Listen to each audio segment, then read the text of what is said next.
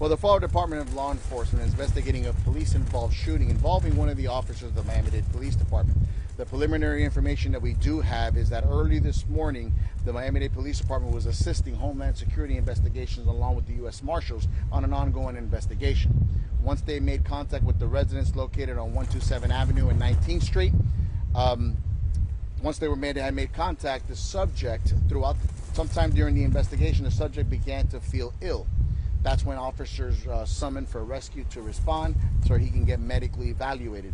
And while he was getting medically evaluated, the subject somehow was able to arm himself. That's when shots were fired and the subject was struck and he was killed on the scene.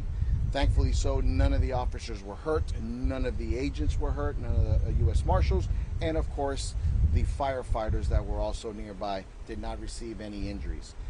The ongoing, what we do know is that he's a white male, 53 years of age. We're still pending next of kin in order to be able to reveal his identity. But as we stated earlier, this is an ongoing investigation that, of course, we have all of our resources here. We have not only the State Attorney's Office, we have FDLE, we have our Professional Compliance Bureau, our crime scene tech. So this is an ongoing investigation that it's going to take some time in order to be able to get more facts.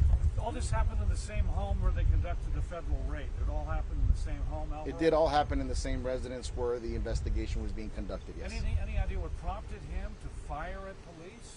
It's hard to say. You know, this is an individual that, of course, was was being part of an ongoing investigation with Homeland Security investigations and the U.S. Marshals. So at any point in time, it's hard to say what these individuals have on their mind and what they're thinking on doing, and that's what makes this makes it much more dangerous. But in this particular case, we could have had several people injured, to include our firefighters that are not armed.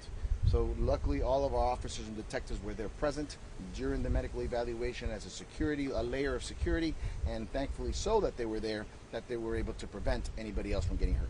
What's the address, and did the shooting happen inside or outside of the house? The shooting occurred inside of the residence, and the residence was 12770 Southwest 19th Street. Can you tell us anything about the investigation? Unfortunately, I can't, because it's an ongoing federal investigation, so I'm not able to divulge or get into even what type of investigation it is. What we do know is that this individual was wanted, and then therefore as part of their investigation, which they routinely request our assistance. We are the local police department agency, where a lot of the times that we're there for police presence, so that way they can eliminate the doubt when you have federal and undercover investigators and you have that police presence. So we're there a lot of the times working together as part of our ongoing collaborative efforts. Do you know why a woman was taken into custody? We were there in the middle of all this, and we saw a woman taken away in handcuffs. Do you know anything about it? It's hard to say who's in, because we don't know if they're involved or if this individuals that are inside the house are involved as part of that federal investigation. We don't know that. But anytime that we do make entry into a house, of course, everybody needs to be accounted for, because, of course, the element of surprise is what can kill our officers. Quite a scene. We saw paramedics running for cover. I mean, this is... But how many people were in the house at the time? They didn't tell me how many. We do know that there was a female, and then, of course, the deceased individual. And the raid, I know that this was happening as early as like 4:30, 5 o'clock in the morning. When the officer fired a shot, it wasn't until like 11:30 or something. So can you go through a little bit of what was going on during?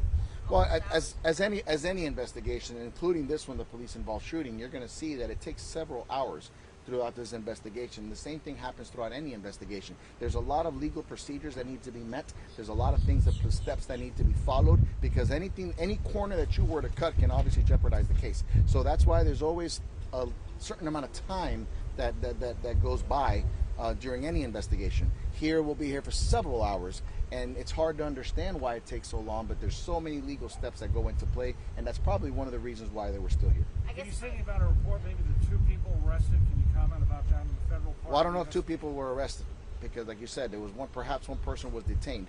We're not part of that federal investigation, so that part would have to come straight directly from either HSI or the U.S. Marshals.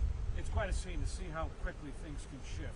I mean, to see paramedics running for cover, breathless, cops pulling out guns and weapons to be in the middle of that. Oh, it's one heck of a scene. Well, that's why whenever there's an element of there's an element of danger, the firefighters immediately call for police so we can clear the way for them.